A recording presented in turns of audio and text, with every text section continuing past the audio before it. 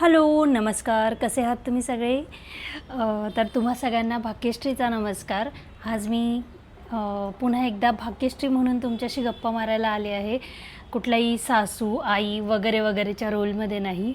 याचं कारण असं आहे की मला वाटतं अधूनमधून मी स्वतःचा रोलही निभावला पाहिजे. तर ते एक कारण आहे आणि दुसरं एक कारण असं आहे की गेले काही दिवस अरे हा माईक कालच्या व्हिडिओमध्ये खूप आवडला सगळ्यांना आणि मी म्हटलं सुरुवात करूया या माईकने, तर तो हातातच राहिला माझ्या. तर तर गेले काही दिवस माझा घसा खूप खराब होता आणि काल मी व्हिडिओ केला त्यानंतरही मला अजून त्रास झाला.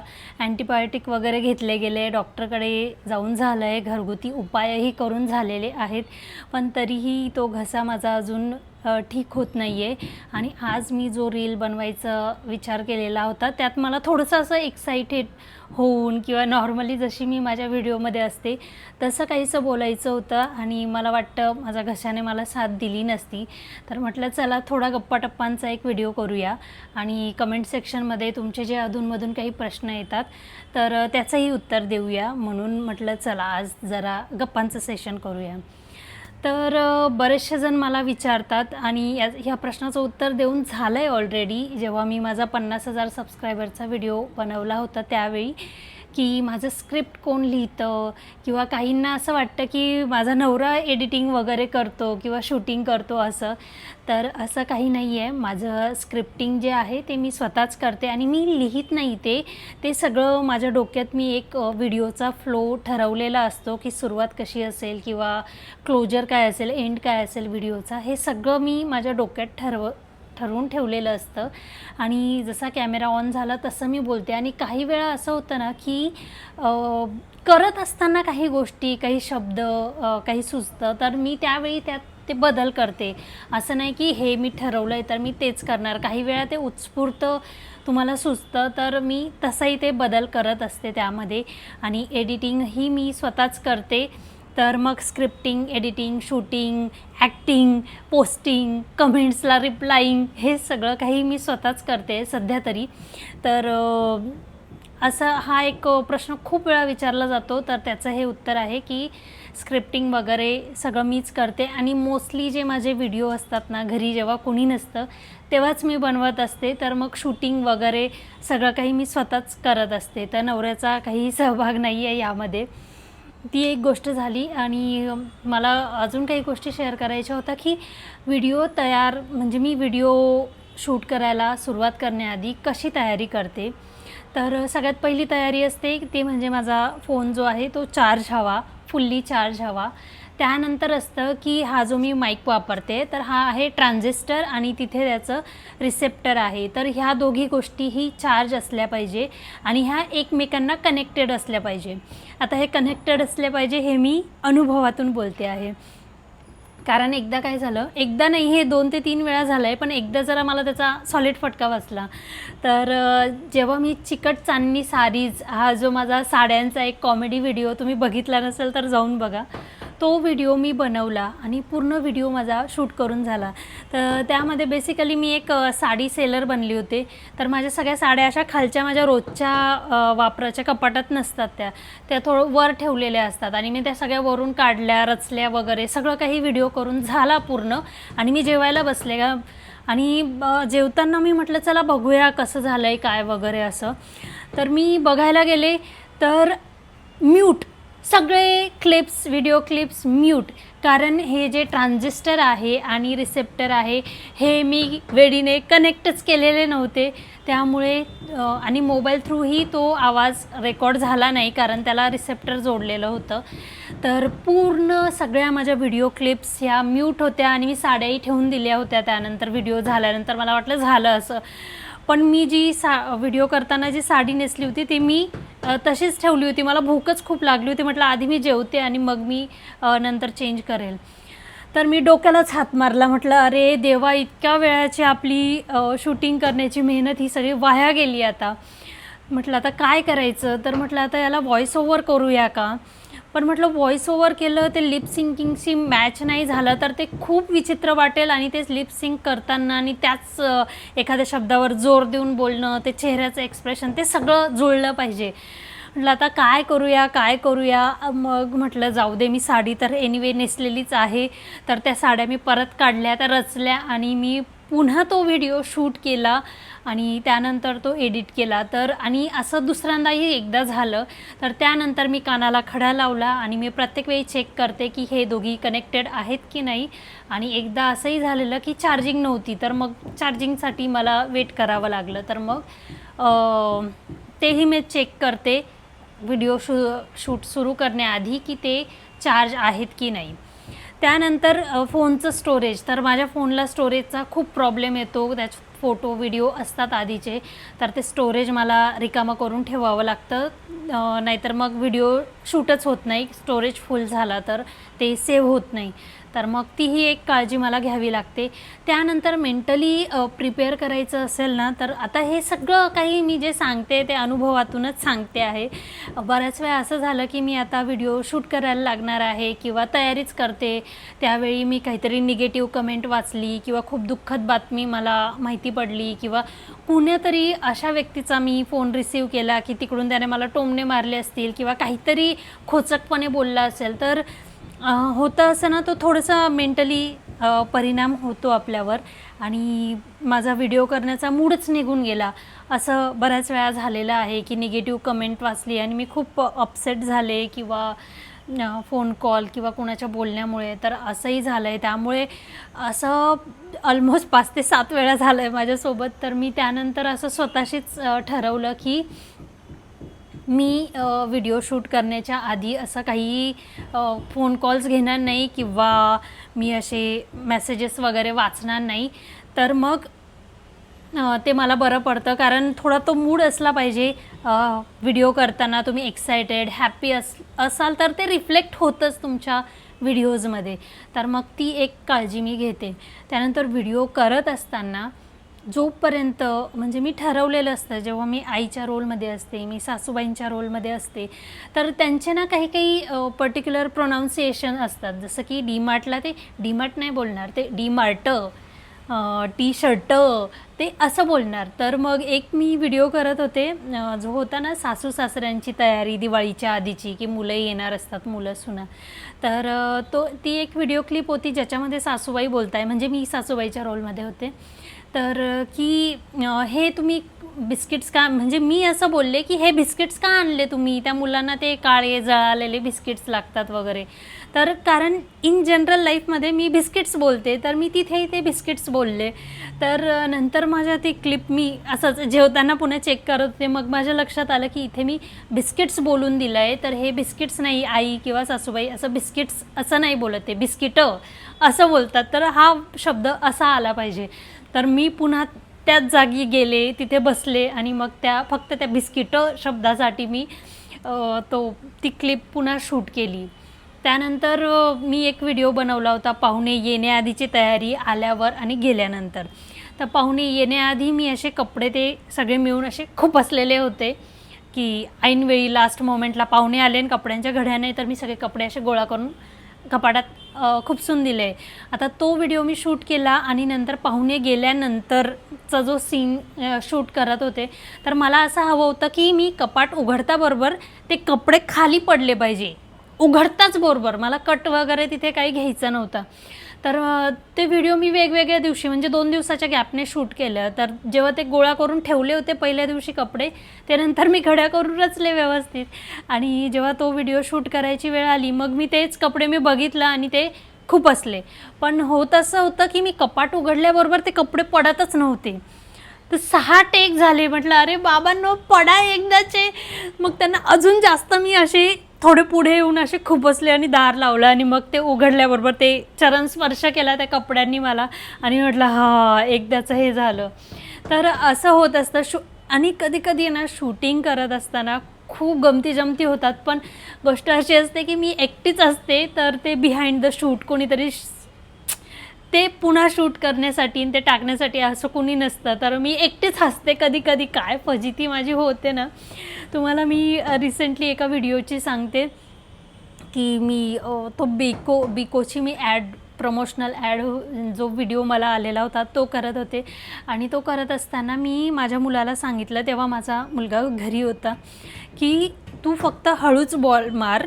कपबशी मी हातात चहा घेतला आहे, तो थोडासा असा सांडायला हवा कप इतकंच तू मार, इतके जोरानेच बेतानेच तू मार. तर आधी आम्ही रिकाम्या कपबशीसोबत प्रॅक्टिस केली. त्यावेळी तो अगदी हळू मारत होता, म्हणजे कप थोडासा असा हलत होता. आणि जेव्हा प्रत्यक्ष टेक घेण्याची वेळ आली त्याने इतक्या जोरात बॉल मारला की तो चहा सगळा जो तुम्हाला सीन दिसतोय ना त्यामध्ये, ते ॲक्च्युली झालं होतं की सगळा चहा अचानक असा सांडला माझ्या नाकात, माझ्या डोळ्यातसुद्धा चहा गेला होता, केसांवर, आणि हा जो माईक होता माईकमध्येही सगळा चहा गेला आणि खालीही सांडला तो. तर म्हणजे अशी फजिती ना, कारण माईकमध्ये चहा गेला आणि डोळ्यांमध्ये चहा गेला ना माझा, खूप मला फडफडत होतं, असं काहीतरी विचित्र सेन्सेशन होत होतं माझ्या डोळ्यांमध्ये. तर असं खूप वेळा होत असतं, खूप गमती जमती होत असतात. आणि नेमके जेव्हा असे काही प्रमोशनल व्हिडिओ असतात ना, त्यावेळी माझी खूप फजिती होते. काही ना काही असे घोटाळे होत राहतात, काहीतरी गडबड होत राहते, फियास्को होत राहतं आणि खूप मजा येते. पण ते शेअर करायला कुणी नसतं घरामध्ये, मी एकटीच हसते म्हणून. आणि अजून मी काय तयारी करत असेल तर कॅमेरा जो आहे माझा मोबाईलचा तोही मी क्लीन करून घेते प्रत्येक वेळी. आणि जे पात्र मी निभावत असेल तर मोस्टली तर आई आणि सासूबाईंचे किंवा काकूंचे जे काही असे पात्र मी निभावते, तर त्यामध्ये तू थोडासा विचार करते त्याआधी की ती लोकं कशी राहतात त्यांच्या इन जनरल लाईफमध्ये. आता माझी आई किंवा सासूबाई किंवा त्या वयाच्या बायका जर मी बघते ना, त्यांची साडी नेसण्याची जी पद्धत असते त्या अशी एकदम चापून चोपून, जे म्हणतो ना एकदम प्लीट्स वगैरे अशा, तर अशी साडी त्या नेसत नाही. त्या अगदी प्रवाही साडी नेसतात. त्यांचा जो हा पदर असतो तो थोडासा मोठा घेतलेला असतो, त्यांनी पिन जरी लावतात तरी त्या अगदीच बारीक असा एअरोस्टेससारखा वगैरे असा त्या घेत नाही. त्यांचा हा जो भाग असतो पदराचा हा थोडा त्या मोठा घेतात. मिऱ्या वगैरे, साडी एकदम अशी ताणून तुणून वगैरे असं त्या नेसत नाही, ती थोडी प्रवाही सुटसुटीत अशी असते. तर मी त्या पद्धतीने ती नेसते. आणि हो व्हिडिओ करण्याआधी मी आजकाल तेही चेक करायला लागली की मी सगळा तो जो पेहराव आहे तो नीट केलेला आहे की नाही. आणि हेही अनुभवातूनच झालेलं आहे की एकदा मी एक व्हिडिओ शूट केलेला, ऑलमोस्ट 60% मी शूट केला असेल तो, आणि मी नाकात जनरली मी घालत नाही ती नाकातली फुली किंवा चमकी, तर ती मी घातली नव्हती. आईचा रोल मी करत होते आणि माझ्या नंतर ते लक्षात आलं की अरे मी नाकात घातलं नाही आहे. तर मग पुन्हा ते नाकात घातलं आणि पुन्हा तो भागही मी शूट केला, कारण आई वगैरे त्यांच्या नाकामध्ये रोज असतंच. तर तेही मी सगळं. आणि आता मी जर टिकली लावते तर मी इथे टिकली लावते दोघी भुवयांच्या माझ्यामध्ये, पण आई किंवा त्या वयाच्या ज्या सगळ्या बायका आहेत त्या इथे टिकली लावतात, वर भुवयांच्या वर, कपाळाच्या मध्यभागी वगैरे. माझ्या आईचं तर इथे गोंदलेलं आहे, तर ती तिथे टिकली लावायची म्हणजे लावते. तर मग टिकली मी तिथे लावते. किंवा हेअरस्टाईल त्यांचं एकदम मिडल पार्टिशन असतं मोस्ट ऑफ बायकांचं, किंवा काही थोड्या जणींचं असतं ते साईड पार्टिशन असतं. तर त्यानुसार आता तर मी मिडल पार्टिशन ठरवलं आहे, तर मग मी मिडल पार्टिशनच करते. आणि जुडा बरा पडतो. काही जण वेणीही घालतात, असं काही नाही आहे, पण मोस्टली सगळ्यांचे जुडे असतात आणि मलाही तो जुडा चांगला वाटतो की घातलेला. आणि काही जण म्हणतात मंगळसूत्रात सेफ्टी पिन घालू नकोस, पण आमच्याकडे मी मोस्ट ऑफ बायकांना असं बघितलं आहे की मंगळसूत्रात सेफ्टी पिन असते किंवा हातातल्या बांगड्यांमध्ये त्यांची सेफ्टी पिन असते. आणि ती मला ना खूप फनी पण वाटलं आणि खूप छान वाटलं ती डिटेलिंग ॲड करायला माझ्या व्हिडिओमध्ये. आता कानातले जे असतात ना त्यांचे, त्या आमच्याकडे रिंगा म्हणतात, म्हणजे जे हुप इयरिंग्स आपण म्हणतो ना, बऱ्याचशा बायकांचे ते असायचे, अजूनही आहेत. काही माझ्या मैत्रिणींच्या आया त्या रोजच्या वापरामध्ये त्या एकतर त्या हुप इयरिंग्स वापरतात, त्या सोन्याच्या असतात. त्या जे झुमके वगैरे असतात ते अगदी रोजच्या वापरात ते वापरत नाही. किंवा मग ते जे असतात ना टॉप्स म्हणतात, आपण काय म्हणतो त्यांना, काय म्हणतो ते मोठे टॉप्सच म्हणतो बहुतेक, ते घालतात. तर त्या दोघांपैकी, किंवा ते टॅपचे असतात ज्यांना कानाला लागतं वगैरे असं, तर ते त्या बायका ते घालतात. तर मी इयरिंग्स पण त्या प्रकारचे घालण्याचा प्रयत्न करते. पण आता आई किंवा बऱ्याचशा बायकांचं जे मंगळसूत्र आहे ना ते मणी मंगळसूत्र असे असतात, म्हणजे ते सोन्याचे मणी असतात ते वळलेले आणि काळ्या काळे मणी वगैरे त्या वळलेल्या असतात माळा आणि खाली पेंडंट असतं बऱ्याच जणींचं वगैरे.